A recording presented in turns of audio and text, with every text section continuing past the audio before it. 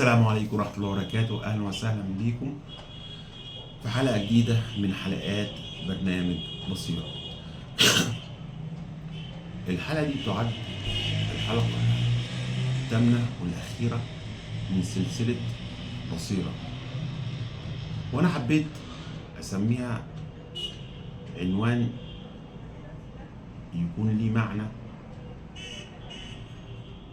وليه مغزى، عنوان يكون ليه معنى بحيث ان هو تكون اخر حلقة بتضم كل الحاجات اللي اتعلمناها قبل كده. الحلقة دي بعنوان حاجة اسمها بصيرة التغيير. احنا وصلنا للمحطة الأخيرة، يعتبر كل اللي فات من الحلقات ده في كفة، وحلقة النهاردة في كفة تانية خالص. ليه؟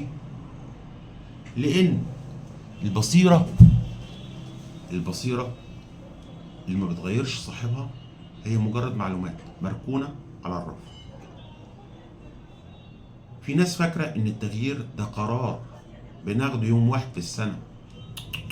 لا، البصيرة بتقولك إن التغيير هو نور بيمشي معاك كل يوم وكل ساعة وكل دقيقة.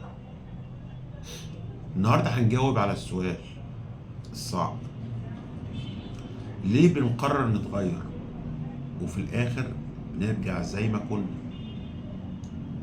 بناخد قرار إن احنا نتغير، لكن لما بنحاول بقى نحط نفسنا في موضع التنفيذ ما بنتغيرش.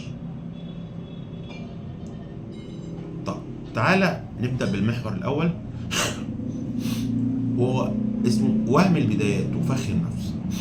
احنا بنتحمس قوي في البداية، بس الحماس ده عاطفة، والعاطفة بتخلص.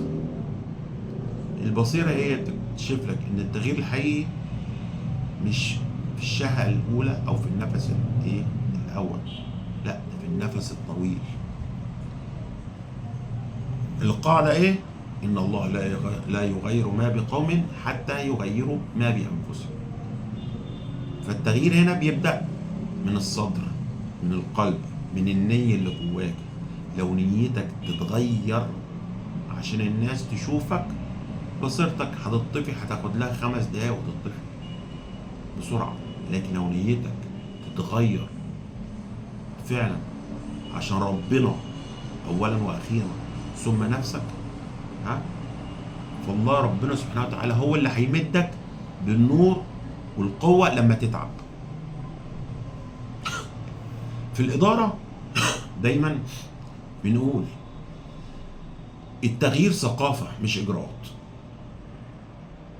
يعني التغيير ثقافة مش مجرد إجراءات بناخدها.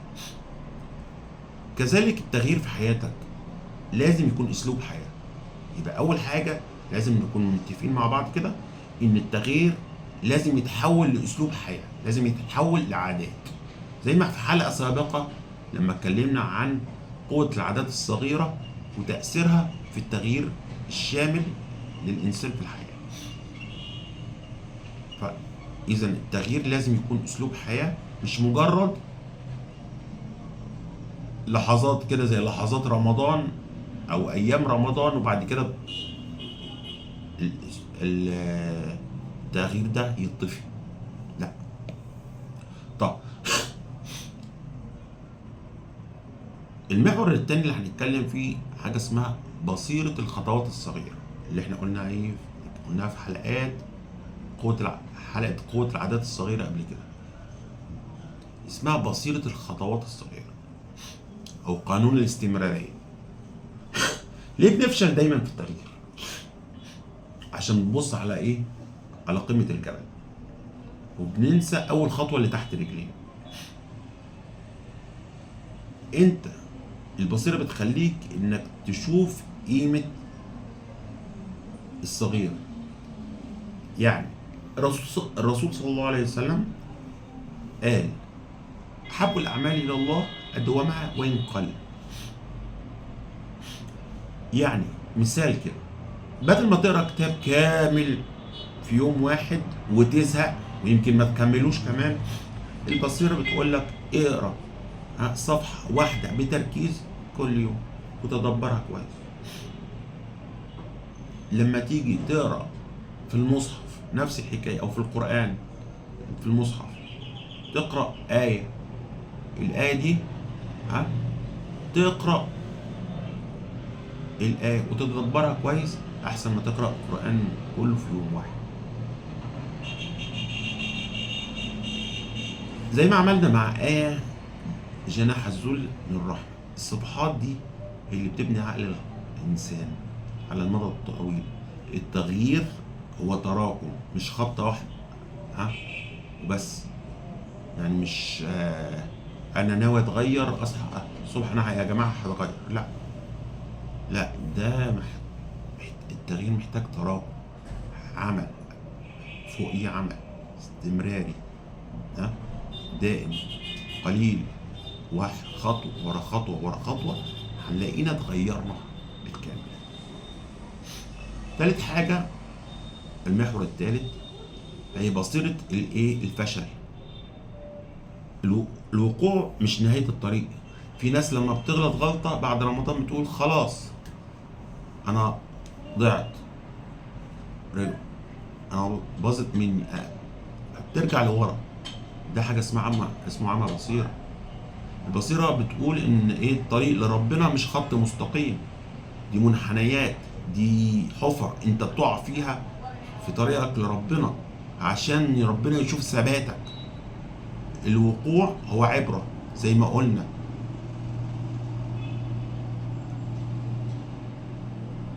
الوقوع هو عبرة انت بتاخدها بتضيف لك خبرة في الحياة.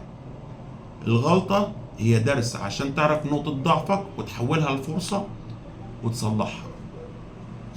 بصيرة المؤمن هي ان كل ما يقع يبصر ويقوى، يبصر ويقوى.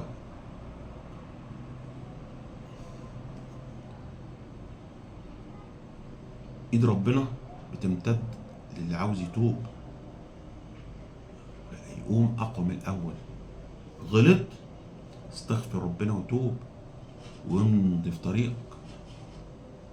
ده اللي عاوز يغير نفسه صح، هو انك تقوم اسرع كل مرة تقع فيها.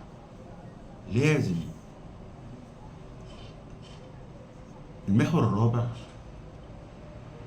هي البيئة المحيطة أو بصيرة الصاحب. ما تقدرش تتغير إلا لما تغير البيئة اللي حواليك. يعني وانت لسه محاوط نفسك بنفس السموم اللي بتعطلك، يا مش هتتغير. بنفس البيئة اللي بتعطلك يا مش هتتغير. بصيرة التغيير بتلزمك انك تراجع قائمة اتصالاتك وعلاقاتك. مين بيشدك لفوق، مين بيسحبك لتحت، مين بيقدمك ومين بيأخرك. لازم نعرف ان البيئة هي نص النجاح. لو بصيرتك شافت ان في علاقة بتشدك لورا زي ما قلنا قبل كده في الحلقة 7، يبقى لازم قرار التغيير يبدأ باللي سميناه حاجة اسمها إدارة المسافات، إدارة الحدود اللي هتاخدها من العلاقة دي. فعشان كده يا جماعة رمضان اللي احنا فيه ده مش موسم منتهى، لا ده رمضان. كل رمضان بيجي علينا لازم يسيب أثر فينا وداعم للاستمرارية للتغيير. رمضان ده عبارة عن معسكر تدريبي لروحك وقلبك وعقلك. البصيرة هي اللي هي هتخليك خارج من رمضان النهارده شايل في ايدك كشاف بينور لك طول السنة. ما تخليش الكشاف ده يطفي، خليك دايما بتسأل هل الفعل ده بيزودني؟ هل الفعل ده بيزودني؟ الفعل ده بيقدمني لقدام ولا لا؟ يا رب تكون الحلقات أداة لتغييرنا، تغيير أنفسنا للأحسن والأفضل بالفعل، وتكون الحلقات دي فادتكم بالفعل. وأرجو إن انتوا تعيدوا الحلقات دي مرة واثنين وثلاثة، هتساعدكم بجد على التغيير الشامل إن شاء الله للأفضل والقرب من ربنا أحسن في حياتنا، في علاقتنا مع ربنا وفي حياتنا.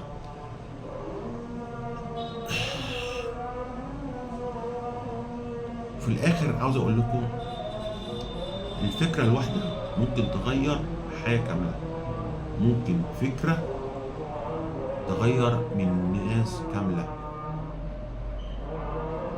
وأتمنى تكونوا استفدتم، وإن شاء الله نتقابل في سلاسل جديدة، سلاسل برامج جديدة وحلقات جديدة من تقديم دكتور عمرو الهادي.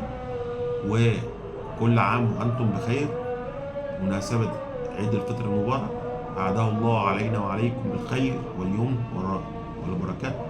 وإن شاء الله أشوفكم على خير، وأديلكم نبذة كده.